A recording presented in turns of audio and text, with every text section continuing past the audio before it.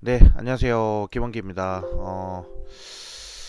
오늘은 12월 31일입니다. 어제 방송에서 공략한 종목 오늘 좀 리뷰 좀 하고요. 추가적으로 다음 달 1월에는 우리가 무엇을 좀 준비를 해야 되는지 그 이슈들을 좀 체크를 좀 해보도록 하겠습니다. 일단은 지금 이제 뭐 2024년 진짜 다들 고생들 많으셨고 정말 다사다난했고 앞으로도 또 이러한 증시에 대한 이런 좀 부정적인 이슈들도 조금은 있겠지만 내년에는 그래도 또 좀 회사들이 조금 더 클 수 있는 그런 좀 정책들이 많이 쏟아질 것이다라고 이렇게 저는 기대를 합니다. 그래서 지금 현재 뭐 주가 좀 탄력을 좀 보이고 있는 기업들도 보이던 기업들도 조정을 좀 받고 있고요. 실적이나 뭐 또 여러 가지 수주에 대한 이런 기대감이 좀 높은 기업임에도 불구하고 요즘 또 주가가 또 많이 또 조정받고 있거든요. 또 이제 그런 기업들이 좀 힘있게 좀 갈 수 있을 만한 시장이 내년에는 나오지 않을까 저는 이렇게 기대합니다. 왜 그러냐면 아무래도 이제 미국도 이제 트럼프가 이제 2기 출범하면서 또 재집권하면서 여러 가지 또 회사들에 대한 좀 좋은 정책들을 좀 내놓을 거거든요. 물론 우리나라의 경제적으로 봤을 때는 우리나라 경기에는 좀 많이 안 좋아질 수도 있기는 하지만 결국에는 회사들 입장에서는 좋아질 수 있는 거거든요. 그러면 그렇게 되면 회사들이 좋으면 주식시장은 살아날 수밖에 없습니다. 자, 그러다 보면은 이제 선물을 투자하시는 분들 같은 경우도 뭐 경기가 많이 안 좋아진다라고 하면 이제 선물 쪽으로 이제 매도 포지션이 많이 나오겠죠. 예, 그런 부분들도 잘 참고하시면 좋을 것 같고, 특히는 이제 미국 같은 경우는 이제 트럼프가 집권하면서 뭐 미국 기업들을 이제 계속적으로 끌어올리려고 할 겁니다. 그런데 여기에서 중요한 거는 트럼프가 좀 좋아하고 좀 기대하고 있는 기업들 같은 경우는 끌어올리겠지만 트럼프가 완벽하게 좀 제외하고 소외시키는 그런 기업들 같은 경우는 많이 좀 떨어지지 않을까 저는 이렇게 생각을 합니다. 자, 어쨌든 간에 뭐 좋은 기업이 있고 좋은 섹터가 있고 좋은 업종이 있고 그러면 또 반대로 안 좋은 섹터나 안 좋은 업종이 있겠죠. 그거 잘 따라서 좀 보시면 되겠고 거기에 따라서 오늘 좀 재료들을 좀 체크를 해보려고 합니다. 뭐 여러 가지 우리가 좀 체크를 하면 좋겠지만 뭐 다 일일이 하나하나씩 꼬집어서 이렇게 설명드릴 수는 없기 때문에 자, 일단은 요거 좀 체크를 해보도록 하겠습니다. 자, 2025년 전반기에는 포트폴리오 계획을 좀 어떻게 잡는 게 좋겠느냐? 일단 저는 첫 번째는 CS2025 요거는 좀 중요합니다. CS2025가 쏘아 올린 그 주식 시장이 거기에서 이제 랠리가 시작되는 게 바로 요게 스타트입니다. 1월 7일입니다. 1월 7일부터 자, CS2024는 1월 7일, 1월 7일에서 10일까지예요. 10일까지입니다. 그래서 요 기간 전후로 해서 CES에 대한 CES는 뭐냐면 국제 전자제품 박람회입니다. 요거를 이제 미국 라스베가스에서 하는 건데 근데 이거는 해년마다 해요. 저랑 이제 올해 투자해 보신 분들은 아시겠지만 제가 1년 그 새해가 시작되는 1월에는 CES 때문에 연말부터 굉장히 바쁩니다. 그래서 종목을 빨리 봐야 되고 올해 2024년도에서도 제가 CS 2024에서 좀 종목 좀 수익을 좀 많이 가지고 왔습니다. 그래서 그런 부분들 왜 우리가 좀 요거를 투자해야 되는지 이게 왜 중요한지 좀 알 수 있도록 제가 좀 설명을 좀 드릴게요. 자, 그래서 CS2025에서는 어떤 것들이 이제 나오고 그 관련된 종목들은 무엇이 있는지 좀 알아보고요. 자, 그 밑으로 보면은 JP 모건 헬스케어 컨퍼런스가 있습니다. JP 모건 컨퍼런스 혹시 들어보신 분들이 있을지 모르겠어요. 자, 제가 일단은 JP 모건 요거 일정을 헬스케어 컨퍼런스 자, 일단 여기에서는 JP모건 헬스케어에서는 이제 미국 이제 암학회 하기 전에 JP모건 헬스케어에서 따로 이제 컨퍼런스 학회를 여는 거나 다름없죠. 그러니까 발표회라고 보시면 돼요. 그러니까 여태 이 JP모건 헬스케어에서 어떤 기업이 무슨 관련된 뭐 임상시험을 발표한다든지 또는 임상시험에 대한 뭐 계획, 임상시험을 어떻게 할 것인지 뭐 요런 것들. 예. 그러다 보니까 이제 여기에서 이제 선보이는 애들은 여기 이제 국제적인 그런 제약 글로벌 제약사들이 너나 할 것 없이 달라들 수가 있다라는 거죠. 그래서 일단 JP모건 헬스케어 컨퍼런스도 중요합니다. 근데 여기선 솔직히 종목 잡아가지고 선별해가지고 들어가기는 좀 애매할 겁니다. 그래서 지금 JP모건 헬스케어 이 컨퍼런스에 참여하는 기업들이 누군지 일단은 좀 선별을 하고요. 그 다음에 여기에서 거기에 또 다른 또 기대감을 줄 수 있을 만한 애들, 그리고 임상시험을 했을 때 얘네들 뻥튀기 될 만한 종목들, 그런 거를 봐야 되는데, 일단은 저는 딱 하나만 봤으면 좋겠어요.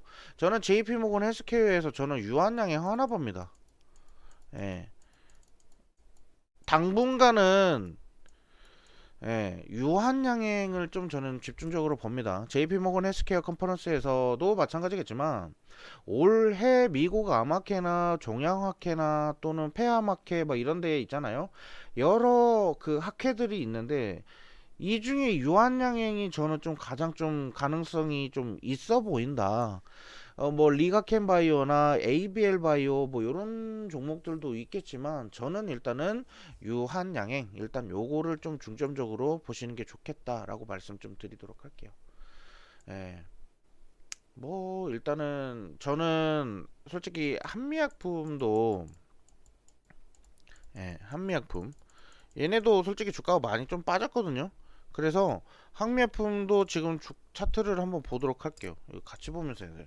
유한양행 어제장에 일단 제약바이오주들이 좀 많이 올라왔거든요. 조정 받은 것들은 이제 좀 소폭 이제 반등하려는 움직임 시도들 거래량들이 들어오기 시작합니다. 그래서 그런 거 좀 체크합시다. 우리 유한양행 그 다음에 한미약품도 많이 빠졌죠. 일단은 요거에 대한 그 기대감은 좀 받기 시작할 만한 종목들은 바로 이런 것들이다. 근데 우리가 진입하기는 굉장히 예, 애매하죠. 유한양행 같은 경우도 뭐 10만원 단가까지도 한 번 더 내려올 수도 있는 거예요. 아직 모르는 겁니다. 이거는. 그래서 뭐 추세 돌파 신호가 체크가 된다라고 하면은 그때는 이제 매수 신호를 좀 잡아보겠지만 아직까지는 돌파된 자리라고는 좀 볼 수 없는 자리이기 때문에 좀 시간적으로 여유 있게 좀 보셔야 된다라고 말씀드리도록 하겠습니다. 자, 그 다음에 계속 이어서 말씀드리면 트럼프랑 일론 머스크에 대한 그 수혜주를 좀 얘기를 해야 돼요.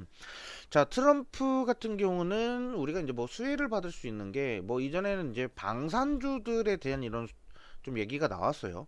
이 방산주가 왜 그러냐면 뭐 예를 들면 좀 우리나라에 좀 미국이 주둔을 하고 있지만 그 방위비를 내고 있거든요.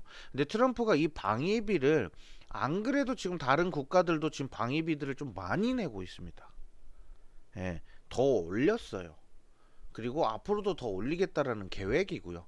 그런데 지금 미국은 지금 우리나라를 좀 주둔을 하고는 있지만 결국에는 우리나라에 주둔을 해야지만 미국의 입장도 굉장히 강력해지는 거거든요. 솔직히 우리 이 아시아권에서 한반도가 엄청나게 중요한 위치입니다. 그래서 미국이 주둔할 수 있게 해준다는 것은 솔직히 미국 입장에서도 좋은 거거든요. 근데 여기에서 트럼프는 그거는 상관없다. 역시 사업가 마인드예요. 아, 필요 없다. 무조건 우리는 돈 더 크게 받아야 된다. 왜 우리가 그걸 부담해야 되냐? 우리도 국방 예산 엄청나게 쏟아부어서 너희한테 이렇게 주둔하면서 너희 동맹 국가를 지금 지켜주고 있는 건데 이게 무슨 말이냐? 뭐 이런 얘기거든요. 근데 결국에는 미국도 트럼프 입장에서는 방위비를 늘린다라고 하는데 우리나라 국내 자체적으로도 이제 방산에 대한 이런 부분들 그러니까 국방비를 조금 국방비 예산을 더 늘릴 가능성이 있기 때문에 이게 또 방산주들이 또 수혜를 받을 수 있다라고 얘기를 하거든요. 그렇게 되면 좀 미국이 이제 우리나라뿐만 아니라 다른 좀 미군 부대가 좀 주둔하고 있는 국가들도 결국에는 방위비를 늘려서 방산품을 좀 수입하려고 할 겁니다.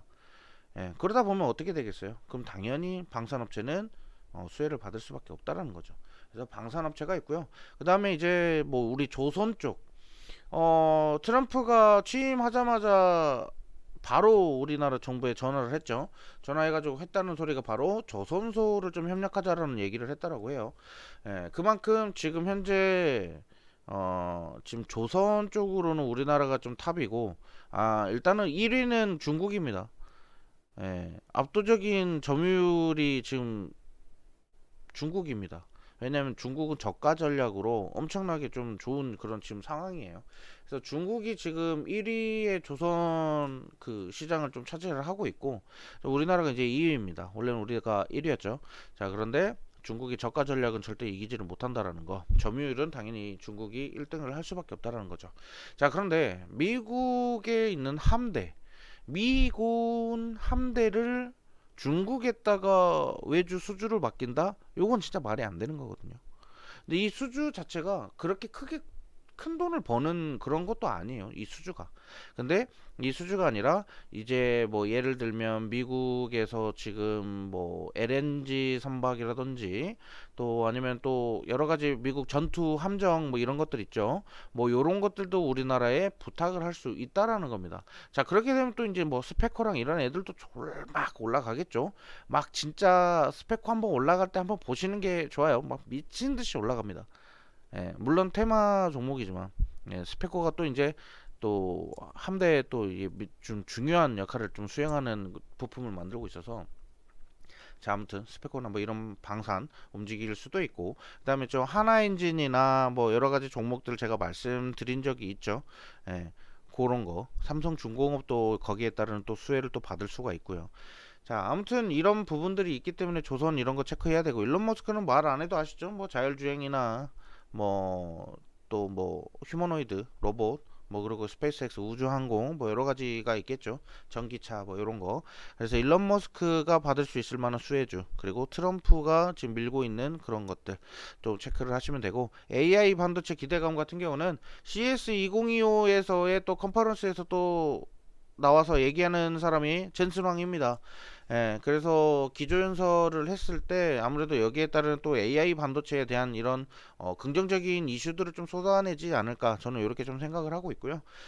그러다 보면은 이제 또 AI 반도체 내년에 또 이제 한참 또 붐을 일으킬 것 같고요. 그리고 예전에 제가 방송에서 그 얘기를 한 적이 있어요. GPU와 NPU 를 그 차이를 좀 우리가 좀 공부를 해야 된다. 그러니까 GPU 같은 경우는 컴퓨터 그 게임 전용으로 이렇게 만들어 놓은 거기 때문에 그래픽 전용이에요. 그래픽 전문이라고 보시면 돼요. GPU 같은 경우는. 그리고 속도가 굉장히 빠릅니다. 아무래도 이미지를 생성하고 이렇게 해야 되기 때문에 GPU가 확실히 좀 속도면이나 이런 부분에서는 GPU가 확실히 좋아요. 그런데 전력 소비를 하는 부분에 있어서는 좀 NPU가 3분의 1 정도 소모가 된다라고 보시면 돼요. GPU에. 그래서 GPU가 좀 전력 소모가 좀 많이 있고, NPU 같은 경우는 전력 소모는 적으나 아무래도 좀 이게 그 GPU보다는 좀 성능 면에서는 조금 다양한 그런 성능을 보여야 되는 부분에서는 NPU가 좀 성능이 좀 딸리긴 하지만, 가격적인 측면과 또는 그리고 우리가 인공지능 AI 그 딥러닝 뭐 하고 뭐 여러 가지 있죠. 그 인공지능 AI 그 학습하는 그 습득 부분에서는 NPU도 굉장히 좋은 효과를 내고 있기 때문에 전력과 성능 이런 부분을 좀 잘 따져가면서 해야 되는데, NPU 쪽이 요즘 많이 살아나고 있다라는 겁니다.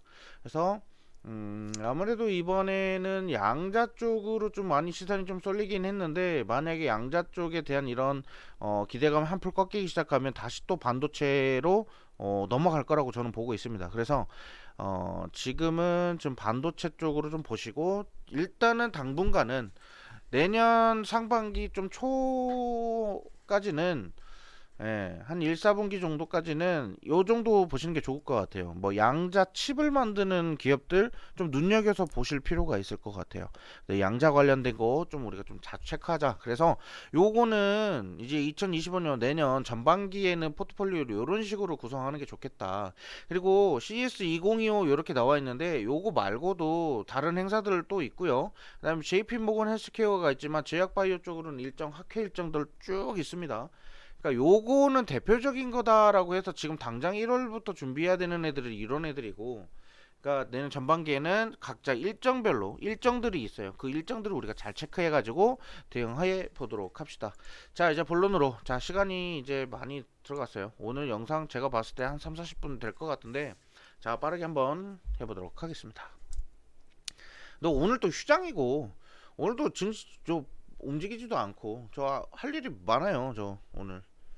영상 요것도 올리고 또 다른 제가 영상도 영상 촬영을 하고 있거든요. 아무튼 미국 주식 관련해 가지고 미 기업들 좀 분석하고 뭐 그냥 좀 재밌게 그냥 심심해서 뭐 찍는 약간 그런 영상 같은 거예요. 그냥 편하게 보실 수 있는 그런 영상이기 때문에 그 영상도 또 찍으러 가야 되고. 자, 일단은 CES 2025는 미국 라스베가스에서 개최가 되고요. 기간은 1월 7일에서 1월 10일까지 진행이 된다라는 겁니다. 요거 체크하세요. 요거 이 기간을 잘 보셔야 돼요. 그래서 전후, 그러니까 우리 이 행사하는 그 전후로 일정 잘 보셔야 되고요. 주제가 있어요. 이 주제가 원래 CES 2024, 2025 뭐 그러니까 CES 행사에서는 얘네들이 그 좀 하는 그 주제가 있습니다. 뭘 중점적으로 할 것인지, 이번 CES의 중점은 무엇인지, 이런 건데, 이 주제가 이제 다이브인이라는 주제거든요. 요거는 뭐냐면, 몰입하다라는 그런 뜻이 있어요. 몰입하다. 그러니까, 지난번에 같은 경우는, 우리가 이제 뭐, CES 이제 행사를 보시면, 이게 작년과 요거 좀 비교를 좀 해보면, 올 투게더, 올 온이라고 이렇게 나와 있잖아요. 그러니까 요거에 대한 이런 문제점을 우리가 빠르게 인식하고 여기에 투자를 하자, 집중해보자 라는 거고요. 그러니까 여기에 관련된 기술들 다 집합해 모여봐 약간 이런 거고, 요거는 다 모였어? 자, 그러면 한 가지 주제에 있어서 집중하자, 조금 더 파헤치자 약간 이런 거예요. 그러니까 이전에 나왔었던 인공지능 AI는 조금 더 딥하게 들어가면서 딥한 그런 결과물들이 나올 것이다 라는 거죠. 그러니까 작년에 나왔던 자율주행에 대한 이런 모빌리티 관련된 이런 부분들이 나왔다고 하면, 요번에는 작년에 비해서 올해 2024년에 비해서 내년 25년에 있는 CES 행사는 굉장히 좀 딥하고 좀 다양하게 나올 것이다. 그러니까 그 기술력이 어떤 식으로 갈 것이다라고 했으면 그거에 대한 기술성에 대한 이런 좀 전문성이 좀 많이 나올 것이다라는 거죠. 이런 거 좀 체크하시면 될 것 같아요. 자, 그래서 160개국에서 한 4,500여 개 기업이 참여를 한다라고 하는데, 우리나라 기업은 800개 기업이 있습니다. 800개의 기업이 참여를 한다. 작년에는 한 600개 됐어요. 근데 지금 더 늘었죠? 예, 더 늘었습니다. 2025년 800개, 한 200개가 더 늘었습니다. 자, 그 정도로 우리나라가 좀 많이 참여를 하고 있고요. 우리나라가 그만큼 좀 기술 수출에 대해서 좀 진짜 좀 목매달고 있다라고 보시면 될 것 같아요. 자, 주요 테마는 인공지능과 디지털 헬스 그리고 첨단 모빌리티 차량 기술 등 요렇게가 진행된다라고 하고요. 자, 그리고 이제 작년과 올해 좀 비교를 해본다라고 하면은, 우리나라에서 HD 현대 정기선 부회장이 여기에서 기조 연설을 했었어요. 작년. 그런데 올해는 없습니다. 올해는 우리나라 기조 연설 없다. 기조 연설자가 없다. 그래서 누가 그럼 도대체 기조 연설을 하냐라고 이렇게 봤더니, 엔비디아 CEO 그러니까 젠슨 황, 그리고 델타 항공과 파나소닉 홀딩스, 뭐 볼보 뭐 이런 애들이 있어요. 뭐 여기 있는 대표들이 나와가지고 지금 기조 연설을 한다고 하는데, 좀 집중을 해볼 필요가 있을 것 같습니다. 자, 그리고 다음으로 넘어가면, 자, 우리 이거 지금 AI 로보틱스, 그러니까 얘네들의 섹터들을 좀 봐야 돼요. AI 로보틱스와 모빌리티, 그리고 XR 확장현실, 스마트홈, 디지털 헬스케어, ESG. 요렇게 일단은 이 6가지 정도를 좀 딥하게 좀 보시는 게 좋아요. 특히나 작년에도 마찬가지지만 XR, VR, AR 요 장비들에 대한 이런 제품들이 좀 많이 출시가 됐었거든요. 근데 올해는 작년보다 조금 더 늘어났다라고 합니다. 그 기업들이 참여하는 기업들이. 그러니까 여러 장비들 기업들 좀 체크하시면 되겠고, 그리고 저는 좀 요거 ESG 쪽도 한번 보시는 게 좋을 것 같아요. 아무래도 좀 트럼프 정권으로 이제 바뀌게 되면 요 부분을 중요하게 생각을 안 할 수도 있긴 한데, 일단 지금 글로벌 시장에서 전 세계에서 ESG 요거 좀 중요하게 보고 있으니까 요거 관련해서는 어떤 기업들이 있는지 한번 다시 한번 더 저도 분석해 보도록 하고요. 일단은 저는 제일 첫 번째 AI 로보틱스와 모빌리티 이 두 가지, 나머지는 기존적으로 뭐 보는데, 그 다음에 디지털 헬스케어 요것도, 디지털 헬스케어는 뭐 워낙에 많은 기업들이 쏟아져 나올 거라서, 여기에서 만약에 어떤 기업이 업무 협약에 대한 또는 MOU 체결을 한다든지 뭐 여러 가지 좀 이슈들이 나온다라고 하면 이런 건 갑니다. 근데 그 관련돼 있는 종목들 보니까 좀 더 봐야 될 것 같긴 해요. 그런데 확실한 거는 AI랑 특히나 로보틱스, 그러니까 특히나 로봇 쪽은 반드시 갈 거다라고 저는 좀 봅니다. 그래서 어제 공략했었던 종목이 일단은 SBB테크가 일단 들어가고요. 특히 뭐 레인보우 로보틱스, 휴머노이드 AI 관련돼서 얘기가 나오고 있어서, 우리나라에서 휴머노이드 일본은 레인보우 로보틱스거든요. 예. 아무래도 삼성과 콜라보로 해서 이제 휴머노이드 로봇을 좀 개발하겠다라는 소식으로 올라갔었던 종목이 레인보우 로보틱스이기 때문에, 이게 대장은 어쩔 수 없이 레인보우예요. 근데 뭐 전일 막 15% 이렇게 상승하면서 마감했기 때문에 뭐 추가로 진입할 자리가 안 나오겠구나 해서 일단은, 예, 종목을 바꿨습니다. 그래서 오늘은 제가 SBB테크 관련돼서 차트 설명할 거고요. 자, 모빌리티 관련된 거는 아시다시피 자율주행이나 드론 뭐 이런 거 나올 거고요. XR 이런 거는 뭐 말 안 해도 컨텐츠 쪽을 좀 주로 중점적으로 보시는 게 좋고, 그 다음에 추가로 본다고 하면 카메라 모듈 거기까지만 보시면 됩니다. 너무 딥하게 들어가지 마세요. 자, 그 다음에 자, 요거 보시면 우리가 이제 SK텔레콤을 어제 좀 공략을 했습니다.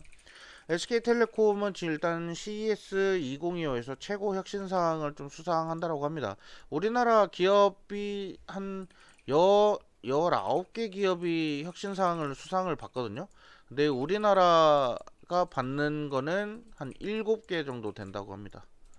우리나라는 7개 정도 받는다고 해요. 많이 받는 거죠. 그렇죠? 그만큼 최대 수상 국가입니다, 우리나라가. 네. 엄청나게 수상도 많이 하고 엄청나게 많은 기업들이 참여를 하고 있어서, 일단은 모든 우리나라 기업이 최고다 뭐 갖고 보시면 돼요. 자, 그래서 스캠 뱅가드라는 거를 이제 뭐 상을 받는데, 요거 보시면은 이제 뭐 우리가 금융이나 뭐 이런 부분들에 있어서 보이스피싱 이런 범죄에 대한 이런 피해자들이 좀 많아지고 있죠. 근데 그런 부분들을 잡기 위한, 예, 거라고 보시면 됩니다. 자, 그래서 일단 스캠 뱅가드 요거는 모바일 사기 방지하고 AI 소프트웨어로 개발이 되는 거라고 합니다. 그러니까 얘네들이 지금 범죄하는 그런 수법들이 있을 거 아니에요. 그 수법들을 빠르게 인식해서 그거를 사전에 안내해주고 막는 역할을 한다라는 겁니다. 예, 그래서 요 부분으로 이번에 혁신상 받는다라고 보시면 될 것 같습니다. 네, 현재 이제 SK텔레콤의 지금 현재 차트를 한번 보도록 하겠습니다. 자, 어제장에는 좀 무너지면서 마감했어요. 자, 근데 SK텔레콤은 어쨌든 간에 현재 지금 패턴 자체가 좋아요. 그래서 조정 나오면 우리는 지금 요 자리 기다리면 됩니다. 요 자리. 여기 부근에서 반등해서 나오는 자리에서부터 이제 우리는 이 구간에서 매집 들어가는 겁니다. 천천히 이제 하나 둘씩 잡아가기 시작하고 지지 받으면서 반등할 때 좀 세게 올라올 것이다 라고 이렇게 보고 있고, 일단은 이 CES 2025 행사 이후로 SK텔레콤이 가지고 갈 만한 좀 이슈들도 솔직히 양자 쪽으로도 SK텔레콤은 좀 관련이 있습니다. 그래서 양자 쪽으로 한 번 더 바람이 불기 시작하면 SK텔레콤 한 번 더 갈 수 있다라는 거고요.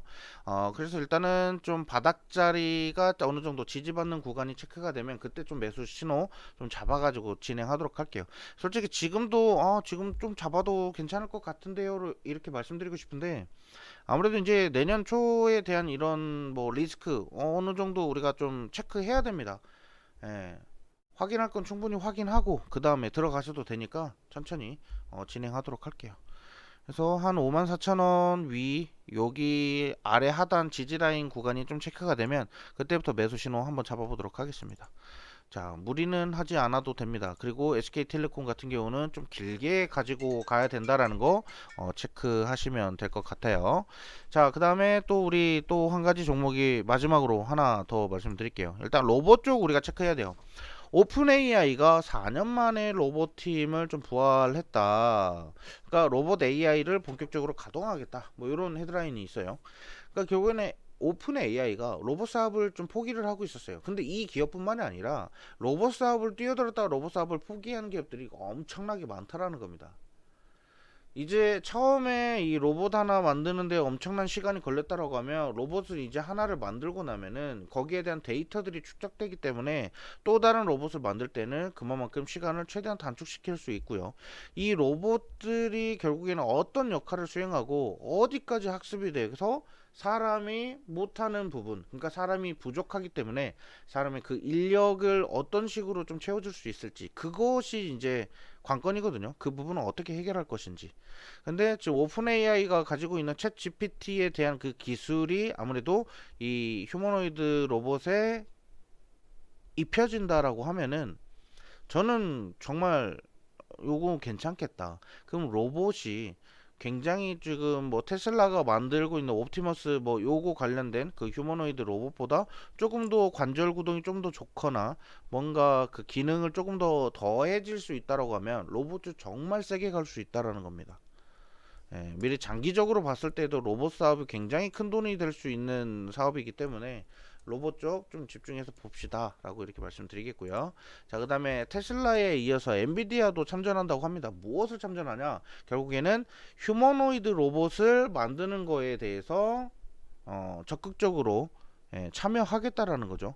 엔비디아가 여태까지 GPU나 뭐 CPU 뭐 이런 거 만들어 가지고 돈을 벌었다라고 하면 이제 엔비디아도 이제 그래픽 카드에서 점점점점 발전하겠다라는 거죠. 그래서 이제 로봇 쪽 사업도 해가지고 로봇에 사용되는 그런 칩 이런 것들도 만들 가능성이 있겠죠. 이제 로봇 사업으로도 뛰어든다라고 하니까 이것도 한번 보시면 됩니다. 아직까지는 솔직히 지금 어느 부분은 어떤 식으로 좀 강화할 것인지에 대한 구체적인 방안이 안 나왔어요. 그러니까 예상하기에는 아무래도 엔비디아가 이 사업을 뛰어든다고 하면 로봇을 직접적으로 만드는 그런 것보다는 로봇 안에 들어가는 내부에 탑재되는 그런 칩 이런 것들을 생산할 가능성이 있어 보입니다. 그래서 로봇 칩이나 또 양자 칩 이렇게 칩을 만드는 애들 요거 좀 우리가 좀 집중해서 주목해 보실 필요가 있을 것 같아요. 자, 일단은 요 차트는 제가 이제 차트 보면서 SBB 테크 요 차트입니다. 어제장 같은 경우는 이렇게 양봉으로 좀 고가 뭐 한 13% 정도 이렇게 상승하면서 마감이 됐는데 일단 제가 좋아하는 차트죠. 요 별명을 지어주신 분이 있더라고요. 요거를 왕기 차트라고 부르시더라고요. 너무 감사하게도 제 이름을 따서 별명을 지어주셨어요. 요거 지금 왕기 차트라고 합니다. 이렇게 뭐 낙폭이 굉장히 심한 종목이 바닥에서부터 이렇게 끌어올리는 이 힘을 이용해 가지고 그런 원리를 이용해서 수익을 내는 구조거든요. 자, 요거는 일단은 장기 이동 평균선이 제가 좋아하는 패턴은 이거예요. 장기 이동 평균선이 만약에 위 상단에 있고 장기 이동 평균선 여기 위에 있죠. 역배열 구간이죠. 역배열. 장기 이동 평균선. 그다음에 제일 밑에는 단기 이동 평균선이 있습니다. 자, 그래서 역배열 구간입니다. 이 역배열이 이제 정배열로 바뀌려고 하는 패턴과 또는 이 구간에서 장기이동 평균선에서 저항받을 구간이 체크가 될 겁니다. 그러면 이 저항받을 구간까지 솟구쳐 오르는 구간을 저는 수익을 만들어내는 패턴입니다. 이 패턴 같은 경우는 좀 노력이 좀 많이 필요합니다. 여러 가지 업종별로, 그러니까 재료가 어느 정도 체크가 되는 분들은 여기 관련돼 있는 종목들을 체크하실 거예요. 뭐 예를 들면 CES 2025의 행사가 언제인데 그러면 우리는 종목을 언제부터 준비해야 되지? 미리 한 달 전부터 준비하신다라고 보시면 돼요. 미리 한 달 전부터. 그래서 거기에 관련돼 있는 종목들이 혹시나 관심 종목에 넣어놓고 얘네들이 올라가네, 상승하네 라는 것을 체크하고 진입하시면 됩니다. 자, 일단은 SBB테크는 현재 가격에서 바로 진입하셔도 됩니다. 18,000원이거든요. 현재 가격에서부터 진입해도 되는데 뭐 조금 더 안전하게 가겠다라고 하시면은 뭐 음봉 한번 기다렸다가 매수하시는 것도 나쁘지 않습니다. 자, 목표 주가 같은 경우는 전에 말씀드렸었던 뭐 23,000원 구간, 요 구간까지만 드셔도 충분히 20% 이상은 수익 가져가시기에는 좋으실 겁니다.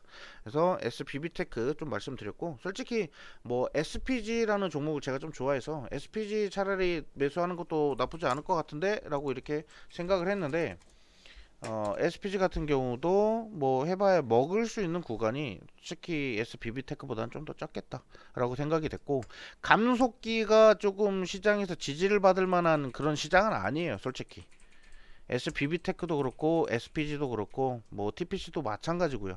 그러니까 결국에는 감속기가 뭐 계속 좋겠지만, 감속기는 이제 사업 누적에서 수익금을 좀 쌓아갈 수는 있겠지만, 뭐 지금 CES 2025 행사로서는 감속기보다는 일단 AI, 휴머노이드에 입힐 수 있는 AI 기술에 조금 집중해 보시는 게 좋고요.